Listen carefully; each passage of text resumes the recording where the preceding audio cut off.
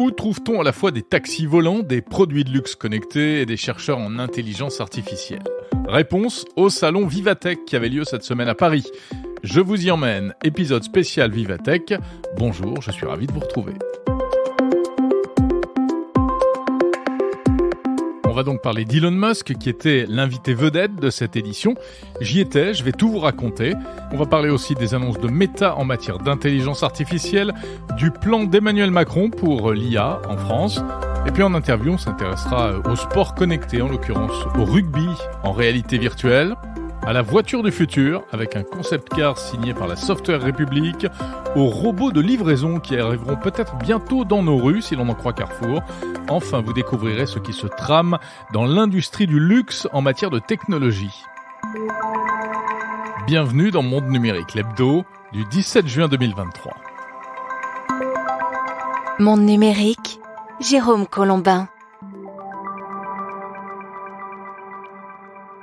Et avant toute chose, merci car on fête un anniversaire cette semaine. En l'occurrence, c'est l'anniversaire des 2 ans du podcast Monde Numérique.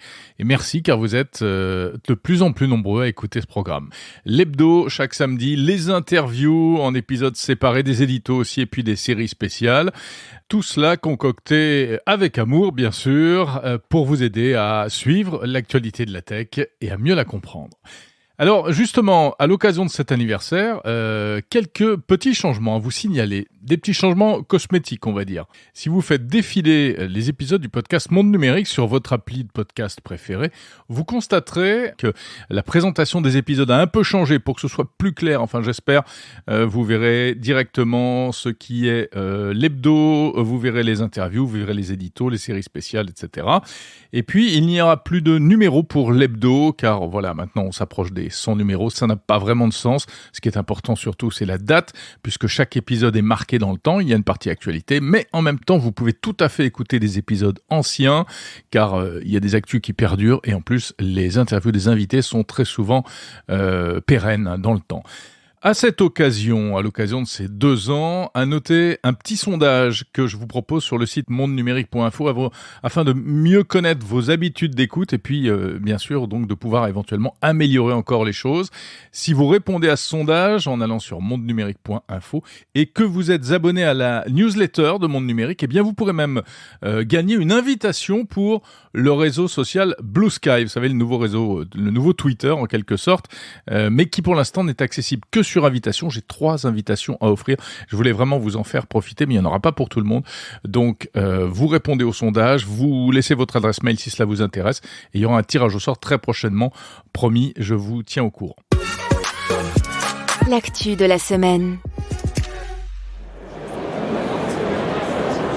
Des skis connectés qui mesurent la vitesse de glisse, une moto électrique qui se recharge en 30 minutes, un scooter volant qui se pilote sans permis, un robot qui transforme l'eau captée dans l'air en eau potable, ou encore des robots livreurs de courses, des dirigeables porte-containers. Voilà quelques-unes des innovations présentées à l'occasion du salon Vivatech 2023, le salon français de la technologie, salon européen même, dont c'était cette semaine la 7e édition. Alors, plutôt une bonne édition avec beaucoup de monde, beaucoup d'exposants, beaucoup de visiteurs, beaucoup de chaleur aussi. Vivatech, il y a du bon, il y a du moins bon. Certains déplorent que l'accès soit un peu cher, même pour les professionnels, plusieurs centaines d'euros pour participer, pour entrer, plusieurs milliers, dizaines de milliers d'euros pour avoir un stand, etc. C'est un peu la même chose sur tous les salons professionnels. On peut aussi déplorer qu'on voit un peu toujours les mêmes entreprises, un peu des professionnels de salon avec les mêmes produits d'année en année. Certains n'apprécient pas que les conférences soient en anglais. C'est un choix qui a été fait dès le départ parce que le salon se veut international. Ça, c'est pour le côté un peu négatif, mais il y a aussi de très bons côtés. D'abord, ce salon est de moins en moins franco-français, en fait. Il devient assez international. On a pu voir cette année des représentants de la Corée, enfin des stands de la Corée, de Dubaï, d'Italie, de Suisse, d'Estonie, d'Ukraine, de beaucoup de pays d'Afrique également. Au départ, Vivatech était une initiative politique française, ça avait été lancé par le gouvernement, mais c'est souvent le cas en France. Aujourd'hui, le salon s'est émancipé. Bien sûr, il y a encore des politiques qui viennent le visiter, mais ça c'est pareil dans tous les grands salons, dans tous les pays. Et il a pris sa vitesse de croisière. Cette année, le contexte économique n'était pas très favorable, avec clairement un ralentissement des investissements, des difficultés, des frictions, des tensions pour les startups notamment, qui sont très présentes à Vivatech. Mais malgré tout, il faut bien l'avouer, encore un énorme dynamisme avec beaucoup d'innovation et une véritable envie d'en découdre sur le marché des technologies et des technologies au sens très très large. Alors l'an dernier, on parlait beaucoup à Vivatech de métavers, de NFT, c'était la mode, hein. Cette année, autant vous dire qu'il y en avait beaucoup moins. C'est carrément passé de mode. La grande tendance, c'était bien sûr l'intelligence artificielle. Beaucoup d'IA, de l'IA partout. Mais aussi des initiatives dans différents domaines, ce qu'on appelle les climate tech, ou les clean tech, donc tout ce qui est technologie au service du climat, de l'environnement, de la protection de l'environnement, etc. Grosse thématique sur le sport. Tout un hall entier était consacré à des innovations en matière de sport. Et puis, des tas de choses comme les beauty tech, les technologies au service de la beauté sur le stand de L'Oréal. On pouvait voir des choses qu'on avait déjà vues au CES de Las Vegas d'ailleurs, des analyseurs de peau, des systèmes pour aider à se maquiller, etc., etc. Bien sûr aussi la mobilité, gros morceau traditionnellement à Vivatech, elle a la mobilité au sens très large. Vous avez des motos, mais aussi des tas de bidules bizarroïdes, genre valises roulantes, ou bien drones volants, prototypes de taxis volants, etc., etc. Sans oublier la voiture. Je vais essayer de vous raconter tout ça maintenant. L'événement, c'était bien sûr l'intervention d'Elon Musk, invité vedette de Vivatech. C'était la première fois, première intervention de ce genre pour Elon Musk. Bref, un joli coup en termes de communication pour l'image de ce salon. C'était au Dôme de Paris, à la porte de Versailles, 4000 personnes. Et on peut dire qu'Elon Musk a fait un véritable tabac auprès du public qui était là, des curieux, des journalistes, des professionnels et énormément de jeunes. We love you, Elon! Alors sur le fond, une intervention d'Elon Musk sans grande surprise malgré tout, et assez poussive, il faut bien avouer, c'était quand même pas un orateur né. D'ailleurs, il reconnaît qu'il est timide et introverti, comme cela a été annoncé en ouverture. Il a voulu rassurer aussi en disant qu'il n'est pas le diable. On a eu droit à ses réflexions sur l'espace et la vie. La vie sur Terre est une petite flamme, explique-t-il. Il faut tout faire pour éviter qu'elle s'éteigne, ce qui passe notamment par la colonisation du système solaire, en tout cas par l'exploration d'autres planètes. Et on reconnaît à travers ses propos toute sa philosophie du long-termisme. Sur l'intelligence artificielle, Elon Musk rappelle et répète que l'IA représente selon lui un véritable danger et qu'il faut de la régulation. Concernant Twitter, oui, il l'a payé trop cher, explique-t-il, mais il se dit très optimiste sur l'avenir de la société.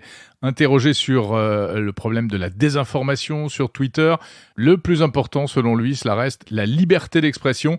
Sinon, dit-il, c'est de la censure, c'est pour ça qu'il a racheté Twitter. Je suis généralement fan du fait que nous devrions avoir la liberté d'expression autant que possible, autant que c'est permis par les lois de chaque pays.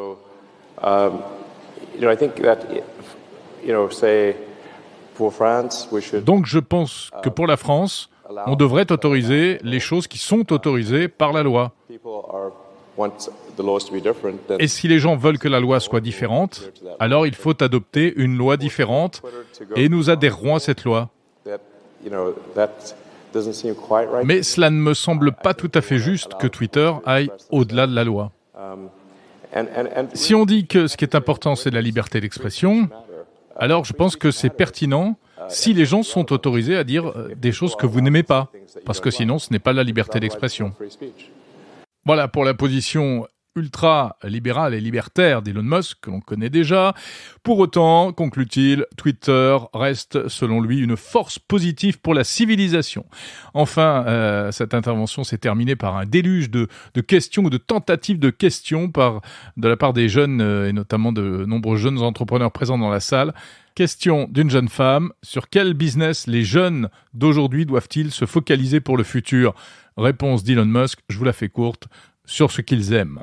Enfin, l'intervention d'Elon Musk s'est terminée par un petit mot à propos de Neuralink, les implants cérébraux dont, on le sait, les expérimentations doivent débuter prochainement. Pas un mot en revanche sur l'éventuelle implantation d'une usine Tesla en France. Sur ce point, le suspense reste entier. Autre intervention qui n'est pas passée inaperçue, c'est celle du français Yann Lequin, le patron de la recherche en intelligence artificielle du groupe Meta. Il y avait foule dans la salle pour écouter Yann Lequin et même jusqu'à l'extérieur du Stage 1, la scène principale de Vivatech.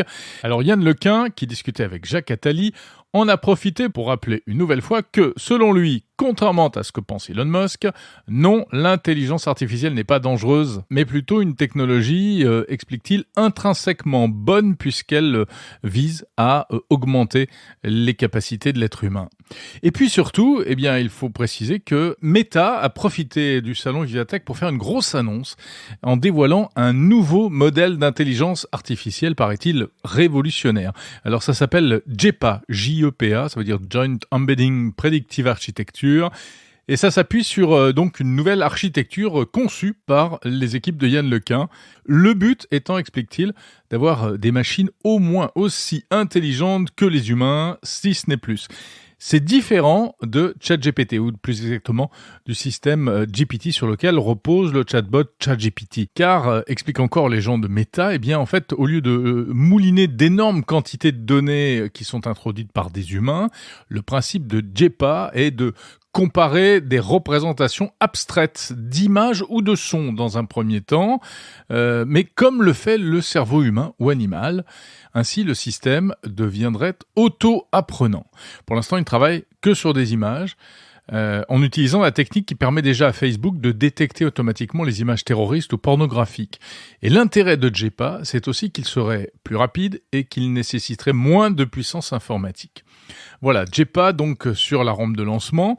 On sait que Yann Lequin est assez critique vis-à-vis de ChatGPT, sans doute pour des raisons, parce que c'est pas la même société, il y a compétition dans ce domaine, et puis il explique à qui veut l'entendre que ce n'est pas vraiment une révolution technologique et que dans quelques années, on s'apercevra que ce type d'outil est limité, ce type d'IA générative est limité et, dit-il, on ne s'en servira plus. Voilà, Yann Lequin qui, on le rappelle, une personnalité véritablement de premier ordre dans le monde de l'intelligence artificielle, qui dialogue régulièrement avec Mark Zuckerberg, Elon Musk, avec lequel il s'engueule d'ailleurs, si vous me passez l'expression, et d'autres. Vivatech encore avec l'incontournable visite sur place du chef de l'État, Emmanuel Macron. C'est traditionnel, tous les chefs d'État se rendent sur les grands salons. Sa première visite à Vivatech remonte à 2016, c'était la toute première édition. J'avais d'ailleurs eu l'occasion d'animer la prise de parole publique d'Emmanuel Macron, alors qu'il n'était pas encore président, et le suspense d'ailleurs planait quant à sa candidature. Bref, mercredi dernier donc, devant un parterre, là encore, extrêmement nombreux, le président a d'une part loué le dynamisme du secteur de la tech et puis il a fait quelques annonces. Des investissements pour les technologies, 500 millions d'euros supplémentaires, notamment pour l'intelligence artificielle. Il était en compagnie sur scène des représentants de la société Mistral, une start-up très prometteuse qui travaille sur de l'intelligence artificielle à destination des entreprises et qui vient de lever 100 millions d'euros. Alors Emmanuel Macron a donc détaillé un certain nombre de mesures financières et puis il a essayé de rassurer face à l'intelligence artificielle en expliquant qu'il fallait certes réglementer mais surtout ne pas brider l'innovation et accompagner toutes les transformations que cela allait occasionner. C'est d'ailleurs une position un peu en retrait par rapport au projet de régulation européen. Et ce qui est amusant, c'est qu'au moment même où Emmanuel Macron prononçait ces mots à Vivatech, eh bien, le Parlement de Strasbourg approuvait son fameux projet de régulation de l'IA, l'AI Act, un texte qui interdit clairement plusieurs formes d'intelligence artificielle, comme par exemple les systèmes automatiques de reconnaissance faciale dans les lieux publics, les systèmes prédictifs de police, les systèmes de reconnaissance des émotions, etc. Une liste interminable qui va dans les détails. Il s'agit d'un texte qui sera ensuite discuté dans les pays membres et qui n'entrera pas en vigueur avant 2026. Mais déjà, dans l'univers de la tech, certains s'inquiètent d'une une réglementation qui serait trop restrictive et qui freinerait l'innovation dans le domaine de l'intelligence artificielle. Dans l'actu cette semaine également, une autre information qui n'est pas en lien direct avec Vivatech, mais dont je voulais vous dire un mot parce qu'elle est assez intéressante et en plus elle est carrément insolite. Cette semaine, c'était le bac philo. Mais il n'y avait pas que les lycéens qui planchaient. Des médias notamment ont eu l'idée de faire passer l'épreuve à ChatGPT. Et surtout, ce qu'on a remarqué, c'est une compétition organisée par une école d'ingénieurs entre ChatGPT et un humain, le médiatique prof de philo, Raphaël Enthoven. Les deux candidats en compétition devaient plancher sur l'un des sujets du bac. Le bonheur est-il affaire de raison ? Résultat, ils ont réalisé chacun une dissertation, le but étant de voir laquelle était la meilleure. Les copies étant corrigées par un jury indépendant de professeurs de philosophie, etc. Résultat, ChatGPT a obtenu à peine 11 sur 20, Raphaël Enthoven a obtenu, lui, la note de 20 sur 20. Et oui, donc l'humain a battu la machine. ChatGPT n'est pas très bon. Il ne fait pas de problématiques à expliquer à un correcteur. Il rédige de longues phrases creuses avec des citations approximatives au lieu d'argumenter, de donner des raisonnements. On peut donc se dire à l'issue de cet exercice que l'honneur est sauf pour l'être humain en général, et pour Raphaël Enthoven en particulier. Ce qui est intéressant, c'est d'aller un peu plus dans le détail, et ainsi on comprend que ChatGPT avait été programmé quand même avec un prompt assez sophistiqué, paraît-il d'une 50aine de lignes, donc le prompt, les instructions que l'on donne au chatbot. Mais cette victoire pose néanmoins plein de questions, car il faut préciser que l'humain avait 90 minutes, tandis que ChatGPT, lui, n'avait que 90 secondes. En outre, même avec 11 sur 20, on peut dire que ChatGPT a réussi le bac philo. L'humain est donc pour l'instant encore le plus fort, mais pour combien de temps ? Et surtout, comme Enthoven lui-même a posé la question, que ferons-nous lorsque l'humain sera moins fort que l'intelligence artificielle ? Ça, c'est une belle question de philo.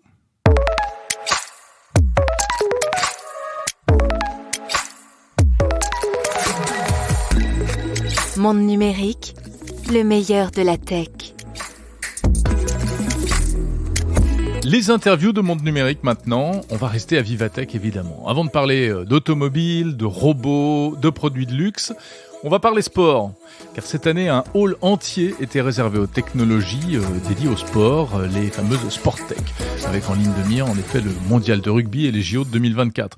La tech qui, d'une part, se met au service des spectateurs, pour imaginer de nouvelles manières d'assister aux manifestations sportives, et puis au service aussi des sportifs eux-mêmes, avec par exemple cette innovation présentée sur le stand de l'opérateur Orange. Bonjour Hervé Naudin. Bonjour. Ravi de vous retrouver à Vivatech dans le cadre du partenariat entre Orange et Monde Numérique. Vous vous occupez des startups et vous avez développé un système qui permet aux rugbyman de s'entraîner grâce à la réalité virtuelle. Je l'ai essayé, je connais rien au rugby, donc j'ai pas bien compris ce qu'il fallait faire, mais ça a l'air impressionnant. En quoi ça consiste exactement ? Voilà, donc c'est un système pour entraîner le capitaine de touche qui fait partie de l'équipe et qui est un personnage clé au moment de la touche, c'est celui qui doit décider de la stratégie. Alors la stratégie à la touche, c'est en gros, si on simplifie, c'est ce qu'on saute devant, au milieu ou derrière. Tous les joueurs de rugby savent sauter très haut, mais l'enjeu c'est de réussir à sauter là où ne seront pas les adversaires. Et ça, Orange est partenaire de l'équipe de France de rugby. Et ils ont un problème, c'est que pour entraîner un joueur à la touche, il faut 16 joueurs sur le terrain. Et aujourd'hui, les joueurs, ils n'ont plus de temps disponible réellement pour s'entraîner. Et c'est d'où l'intérêt pour eux d'essayer la réalité virtuelle, pour se dire finalement, on doit entraîner un joueur, on va l'immerger dans une scène de touche avec des avatars, et on va reproduire des vraies scènes de jeu, des vraies scènes de touche, et ensuite charge à ce capitaine de décider de la bonne stratégie avec son coach bien sûr, qui va être derrière pour mesurer est-ce que c'est la bonne décision, pas la bonne décision, changer les contextes on va dire de fatigue et autres, et donc c'est vraiment de la répétition pour une personne sans forcément mobiliser 16 joueurs en parallèle. Parce que c'est de la stratégie avant d'être de l'exercice physique, c'est vraiment ça. Ouais. Y a des moments clés, et la touche est un moment clé dans le match, parce qu'en fait ce qu'explique Karim Ghezal qui est le conseiller technique, c'est que grâce à la touche, c'est potentiellement quasiment 40% des essais qui sont marqués dans des vrais matchs. D'accord. Et c'est un point clé, on va dire, si les succès de l'équipe de France sont ceux d'aujourd'hui, c'est probablement parce qu'ils sont énormément améliorés sur la touche. Donc ce système permet de visualiser tous les joueurs, son équipe et puis l'équipe adverse, et de prendre la décision le plus rapidement possible. Tout à fait. Donc Karim a créé des scénarios qu'on a enregistrés avec des joueurs et on reproduit ces mêmes scénarios dans une scène virtuelle. Et tout l'enjeu, c'est de savoir est-ce qu'il va prendre le joueur qui a le casque, est-ce qu'il va prendre ou pas la bonne décision en fonction des différents scénarios qui ont été préprogrammés, on va dire. Mais c'est potentiellement très dynamique parce qu'on peut ajouter des joueurs, supprimer des joueurs.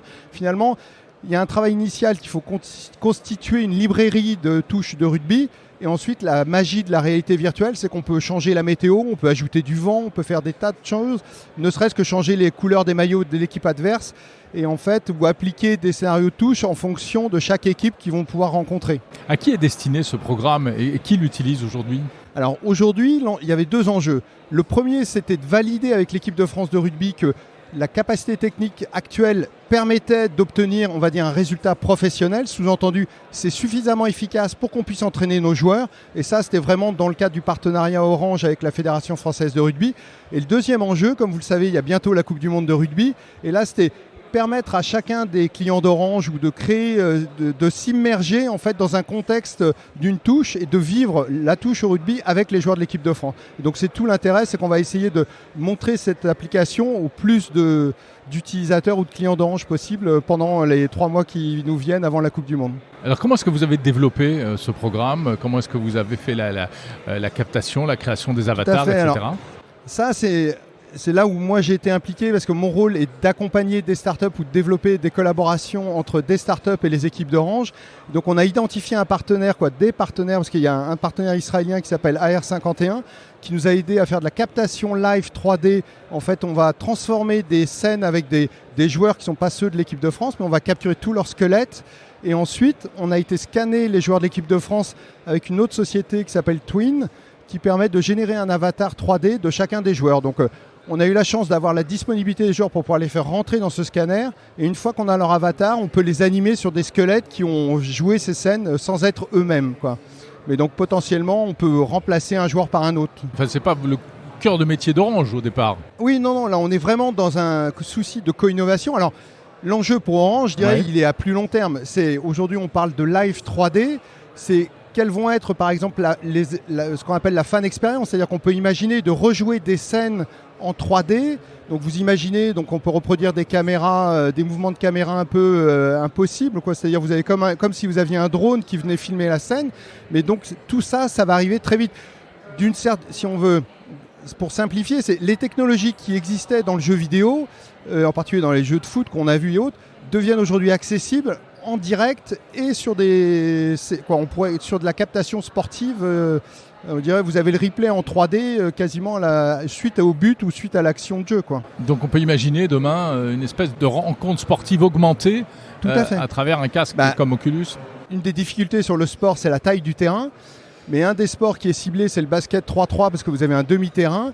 Et si on met, on va dire, une vingtaine de caméras autour du terrain, on est capable de retransmettre dans un espace 3D en direct un jeu de basket où vous avez 6 joueurs sur le terrain. Et donc vous allez pouvoir choisir votre point de vue. Mais toute l'éditorialisation du match est à réinventer. Parce que avant, on avait l'habitude de manipuler 3-4 caméras autour du terrain. Là, tout d'un coup, vous avez un flux 3D, donc il faut réinventer la diffusion de ce type de contenu. Voilà, donc cette démo, pour l'instant, réservée au salon Vivatech, peut-être un jour dans d'autres endroits, dans les stades ou à la maison, etc. Merci beaucoup, Hervé Naudin, en charge de l'Open Innovation chez Orange.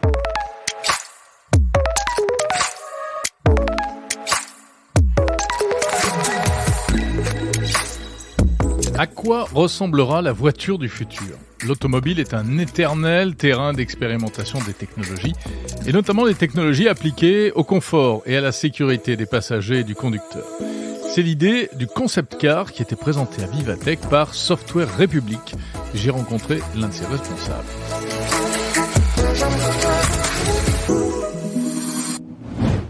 Bonjour Eric Fontaine. Bonjour. Directeur des opérations de Software République. Avant toute chose, rappelez-nous un petit peu ce qu'est Software République.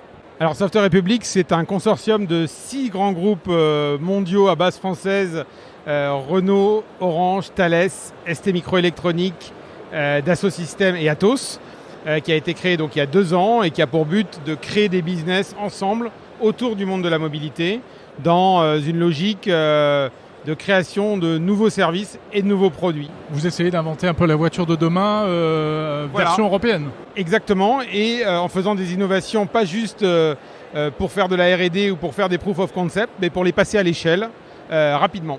Alors ici à Vivatech, vous annoncez et vous présentez ce véhicule qui est derrière nous. Magnifique voiture qu'on ne verra jamais dans le commerce malheureusement, bien entendu. On en verra des morceaux. On en verra des morceaux. Voilà, c'est un concept car qui concentre, c'est un concentré de technologie. Qu'est-ce qu'on trouve à l'intérieur de ce véhicule ? Effectivement, on a lancé avec les 6 grands groupes et puis aussi 6 startups qui sont venus renforcer notre écosystème, une vingtaine de briques de technologie qui vont préfigurer la mobilité de demain. Vous allez avoir des systèmes de reconnaissance, par exemple, pour ouvrir la voiture, qui sont des reconnaissances d'abord de posture, très intéressant d'un point de vue aussi de la privacy, puisque vous pouvez arriver avec une cagoule sur la tête, personne ne veut vous reconnaître, mais la voiture va reconnaître votre démarche. La démarche. Exactement. Mais la démarche, donc quand je vais vers le véhicule. Exactement, il va vous reconnaître, ça va lui permettre de se réveiller, et puis ensuite, quand vous allez vous rapprocher, là, au niveau de la porte, il va y avoir une reconnaissance faciale qui va déverrouiller la voiture. On a sur la vitre d'ailleurs un avatar qui est projeté avec un projecteur d'une start-up française qui s'appelle Highlight, qui projette donc un avatar sur la vitre. Ensuite, vous rentrez dans la voiture. À l'intérieur, vous allez avoir un gros focus sur la santé avec des capteurs qui sont dans le volant et qui vont mesurer fréquence cardiaque, HRV, etc. Mais aussi des éléments d'état émotionnel. Ça, c'est une start-up française aussi, Sterntech, qui l'amène. Ensuite, donc pas besoin d'avoir une montre connectée.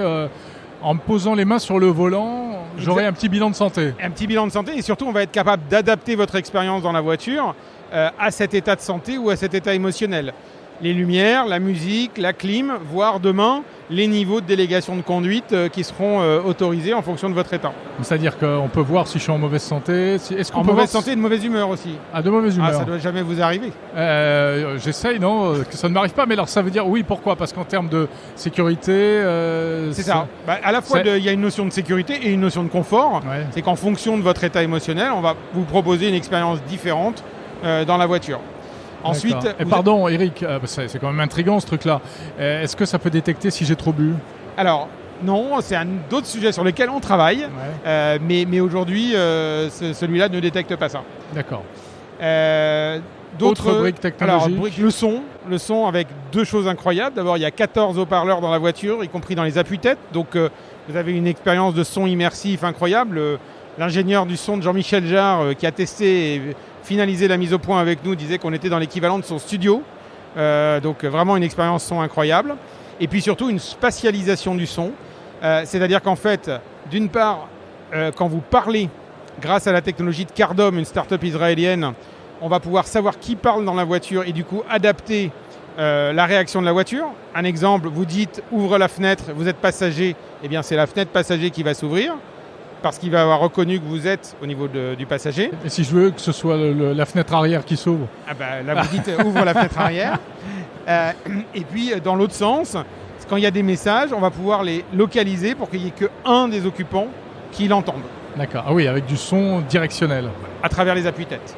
Voilà. Ce qui permet d'écouter à la fois la radio et un guidage GPS, par exemple. Par exemple, ou une alerte sonore, puisque le troisième angle qu'on développe beaucoup, c'est ce qu'on appelle le V2X, donc la relation entre le véhicule et tout ce qui se retrouve dans l'infrastructure du déplacement. Donc les piétons, les vélos, les autres véhicules, les feux rouges, etc. Ça, c'est un nouveau écosystème qui est en train d'émerger, avec énormément d'applications en matière de sécurité routière. Ici, on en montre 3. On vous alerte quand vous passez dans des zones qui sont très accidentogènes. Donc on vous dit attention, c'est une zone dangereuse. Vous allez avoir une alerte aussi s'il y a une ambulance qui arrive ou un véhicule de secours qui arrive derrière vous pour vous dire garez-vous. Et puis le troisième use case qu'on a, c'est un vélo qui arrive dans un angle mort et on va vous prévenir qu'il arrive avant que vous le voyez. Voilà. Donc, très utile certainement dans beaucoup de villes. Exactement. Donc ça, c'est vraiment l'idée d'un véhicule qui est très connecté à l'infrastructure. Avec des plateformes, donc ça c'est des logiques de plateformes d'écosystème qui entre autres sont développées par Orange. Merci Eric Fontaine, directeur des opérations de Software République. Merci Jérôme.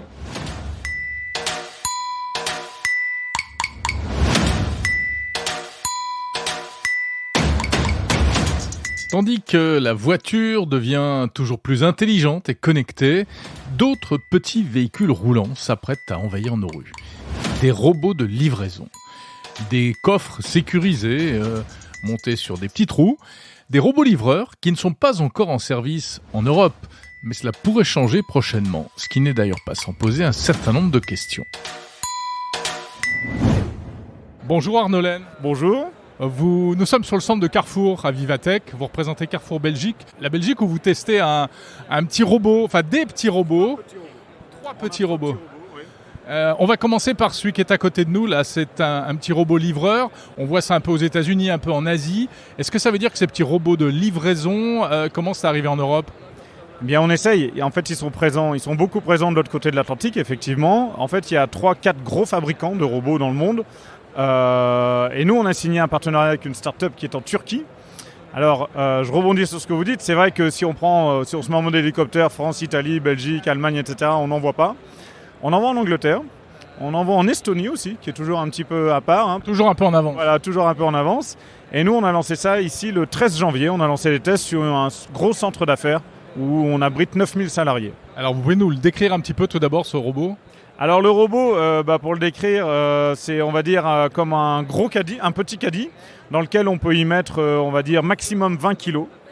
20 kilos, ça équivaut à peu près à 3 commandes Deliveroo ou Uber Eats, donc ça nous permet de couvrir le last mile pour 3 clients. C'est à peu près la moyenne.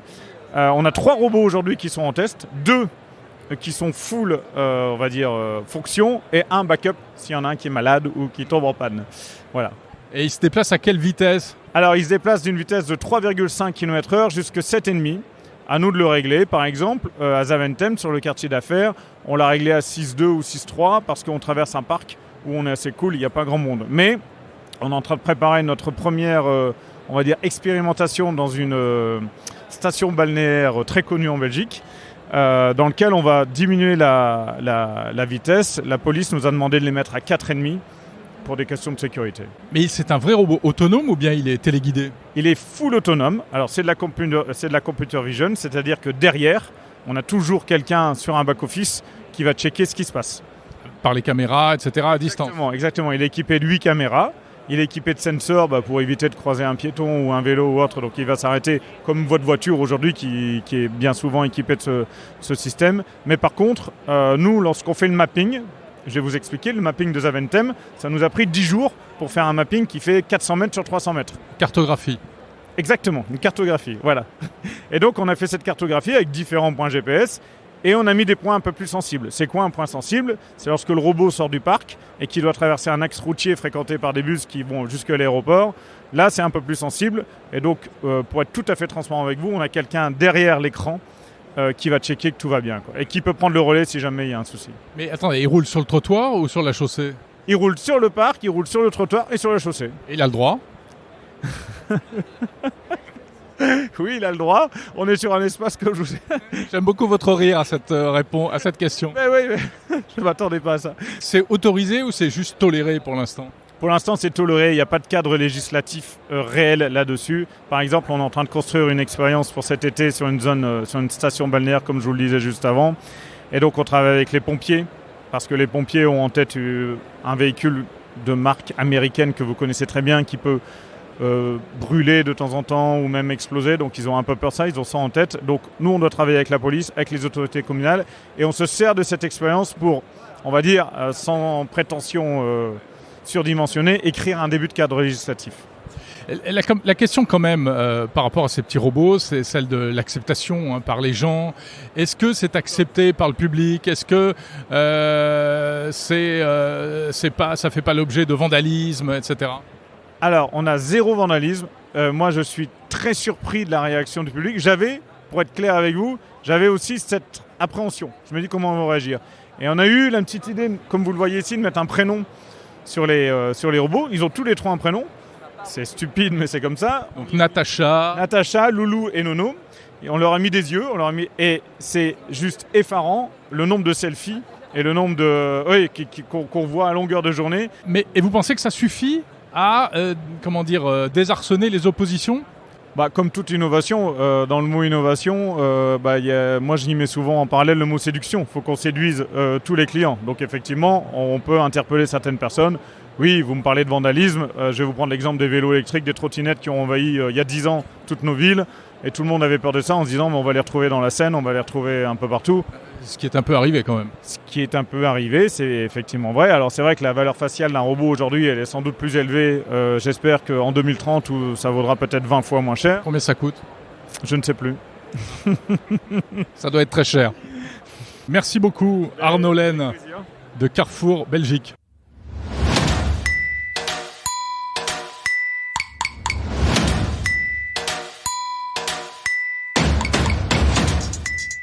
L'une des particularités du salon Vivatech, c'est qu'il accueille de grandes entreprises qu'on n'est pas habitué à voir sur un salon consacré aux technologies. Exemple, LVMH, le groupe qui possède de nombreuses marques de luxe comme Vuitton, Dior, Chaumet, Moët et Chandon, pour n'en citer que quelques-unes parmi les plus connues. Eh bien, LVMH est présent depuis le début à Vivatech. Alors ça peut surprendre, mais quand on pose la question à son directeur des innovations technologiques, Franck Lemoal, voici sa réponse. La plupart de nos marques, ce sont des marques où il y a une création qui est extrêmement importante, où il y a quand même je dirais même une création technologique. Quand monsieur Louis Vuitton, en 1854, a créé sa malle plate, on avait l'habitude à cette époque-là de voyager avec des malles rondes ou des malles qui étaient un peu ovales sur le dessus, donc on ne pouvait pas en mettre beaucoup. Donc c'était une première innovation technologique. Quand il a inventé la toile enduite pour protéger les bagages des intempéries, c'était une révolution technologique. Quand aujourd'hui nos marques de montres sont en train d'investir sur des produits de haute qualité et des pièces mécaniques ou de très grande qualité, ce sont des ingénieurs. Donc on est quand même une entreprise, on est un groupe d'ingénieurs, voilà. On ne fait pas vendre que des produits, on les invente, on les crée, on les développe, on les produit. Et donc il y a des vrais savoir-faire artisanaux, il y a des vrais savoir-faire technologiques. Et finalement, on est en train de retrouver et de mettre en perspective ces valeurs de développement et ces valeurs de technologie et de technicité avec les nouvelles technologies digitales. Donc voilà, donc en fait, peut-être que le monde du luxe a été en retard pendant un certain nombre d'années. Bonne nouvelle, le monde du luxe est de retour sur la technologie et surtout on est en train de s'approprier la technologie parce que ça nous permet de progresser et d'être encore en plus efficace. Aujourd'hui, quand vous allez dans un atelier de production Vuitton, vous avez bien entendu des maroquinières, elles continuent à avoir un geste ancestral à la main, mais de temps en temps, au poste de travail, il y a un iPad avec une vidéo qui va leur expliquer quand elles ont un nouveau produit, comment faire le bon geste, comment avoir une précision un peu plus grande sur un piqué. Voilà, ça fait partie, donc on entre là-dessus. Quand vous allez dans des entrepôts de préparation, on attache un soin particulier à faire un packaging extrêmement luxueux pour nos clients, et ben plutôt que la personne qui est à la table de préparation se déplace pour aller chercher le produit, vous avez un cobo, voilà, qui est guidé, qui va aller chercher le produit, qui ramène le produit à la table de packing, et on a un acte qui est qualitatif. Aujourd'hui, quand on est dans un magasin Vuitton, bien entendu, ou un magasin Dior, on le voit sur le salon, on veut que notre vendeur soit au cœur de la relation, et pour être au cœur de la relation, il faut être digitalisé. Avant, pendant l'acte d'achat, après, et nos vendeurs, on a 60 000 vendeurs aujourd'hui dans nos magasins qui sont équipés d'un iPhone. Sur ces iPhones, ils ont des applications de CRM, ils ont des applications pour proposer des looks à leurs clients, ils ont des applications pour engager la conversation à distance par phone, par téléphone ou par vidéo. Quand le client arrive, l'accueil est là. Ils ont sur leur iPhone une application pour personnaliser un sac avec les initiales ou pour faire d'autres personnalisations. Donc en fait, on met à la disposition de nos équipes, que ça soit en site industriel, en entrepôt, dans nos magasins, de la technologie pour les augmenter. Et donc je trouve que les deux mondes se rejoignent. On est un monde de créateurs, d'inventeurs, d'entrepreneurs. La technologie, c'est fait avec ça. Et donc, je pense que ça se concilie bien. Et c'est pour ça qu'on est présent depuis 7 ans à Vivatech. C'est pour ça, je pense, qu'on est de plus en plus successful. On a reçu cette année 1350 candidatures de start-up. Je pense que on est probablement le seul groupe de luxe au monde à recevoir autant de candidatures dans cet événement. Ça nous permet de screener des belles start-up et surtout, ça nous permet de créer un écosystème où on va s'allier avec des grands de la technologie, que ça soit Salesforce, que ça soit Google, que ça soit Microsoft, mais en même temps on va apporter des startups aussi d'origine française. Par exemple sur la data, on travaille beaucoup avec une startup française qui s'appelle DataQ. On vient de signer un partenariat avec Epic Games pour ces univers digitaux. On vient de signer un partenariat avec Apple sur la mise en place de Tap to Pay pour faire en sorte que dans nos magasins, le paiement soit complètement fluidifié, notamment aux États-Unis, et qu'on fasse disparaître progressivement les terminaux de paiement. Donc on essaye de concilier le monde des géants de la tech avec le monde de l'agilité des startups pour avoir un écosystème digital étendu, riche, et qui nous permet d'adresser les différents cas qu'on a besoin pour nos différents métiers. Merci beaucoup Franck Lemoal, responsable de l'innovation technologique au sein du groupe LVMH.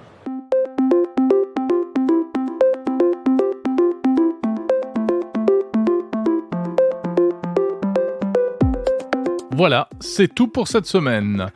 Fin de l'hebdo et fin de cette plongée au cœur du salon Vivatech. J'étais ravi de passer ce moment avec vous. Si vous avez écouté l'hebdo en version classique, sachez que dans la version longue sur Apple Podcast uniquement, vous pourrez retrouver ces interviews en intégralité. Donc on va beaucoup plus loin, notamment avec Eric Fenton de Software République et Franck Lemoal de LVMH. Merci d'écouter Monde Numérique, merci de vous abonner, merci pour vos commentaires et surtout n'oubliez pas les petites notes 5 étoiles sur les plateformes de podcast, c'est très important. Vous pouvez me joindre sur les réseaux sociaux, vous pouvez me joindre par mail sur le site mondenumérique.info qui est également un site d'information où vous pourrez notamment trouver des articles plus détaillés encore sur les différents épisodes, les informations et puis surtout les interviews que je vous propose dans Monde Numérique. On se retrouve la semaine prochaine, cap sur le futur avec Objectif 2050, la série spéciale consacrée aux innovations au service de l'environnement. Et puis on se retrouvera pour l'hebdo la semaine d'après.